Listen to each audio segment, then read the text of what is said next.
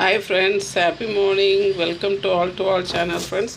பாருங்கள் ஃப்ரெண்ட்ஸ், நான் இன்றைக்கி சிவப்பு அரிசி எடுத்து வச்சுருக்கேன். நம்ம பாரம்பரியமான அரிசி சிவப்பு அரிசி, அன்பாலிஷ்ட் ரைஸு, நெக்ஸ்ட்டு உளுத்தம் பருப்பு எடுத்து வச்சுருக்கேன். பின்ன வெந்தயம் எடுத்து வச்சுருக்கேன். இது மூணையும் பார்த்திங்கன்னா நல்லா ஒரு 3 வாட்டி கழுவிட்டு ஓவர் நைட்டு ஊற போட்டு எடுத்துக்கலாம் ஃப்ரெண்ட்ஸ்.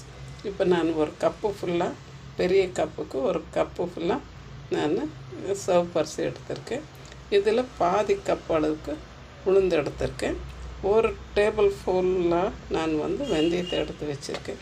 இதை நல்லா ஒரு பாத்திரத்தில் போட்டு நல்லா கழுவி எடுத்துக்கலாம் ஃப்ரெண்ட்ஸ். பாருங்கள் ஃப்ரெண்ட்ஸ், நான் இதை நல்லா கழுவிட்டு இப்போ ஓவர் நைட் நான் நல்லா ஊற வச்சு எடுத்துட்டேன். பாருங்கள், நல்லா ஊறி வந்திருக்குது. இப்போ நம்ம இதை ஒரு மிக்ஸி ஜாரில் போட்டு அரைச்சி எடுத்துக்கலாம். இந்த வெள்ளை உளுந்துக்கு பதிலாக கருப்பு உளுந்து கிடச்சிச்சின்னா இன்னுமே பெஸ்ட்டு. இதுக்கு கொஞ்சம் உப்பு போட்டு, ரொம்ப போடக்கூடாது, சும்மா ஒரு 2 கல் அளவுக்கு உப்பு போட்டுக்கலாம். பாருங்கள் ஃப்ரெண்ட்ஸ், நான் மிக்ஸி ஜாரில் இதை போட்டுக்கிறேன். கொஞ்சம் தண்ணி ஊற்றி அரைச்சிக்கலாம். நாங்கள் தோசை மாவு பதத்தோட கொஞ்சம் கெட்டியாக அரைச்சி எடுத்துக்கலாம். நான் கொஞ்சம் உப்பு போட்டிருக்கேன் இதில். பாருங்கள் ஃப்ரெண்ட்ஸ், இப்போ நான் இந்த பேட்டரை நல்லா அரைச்சிக்கிட்டு வந்துட்டேன். இந்த அரிசி உளுந்து எல்லாத்தையும் நல்லா அரைச்சிக்கிட்டு வந்துட்டேன்.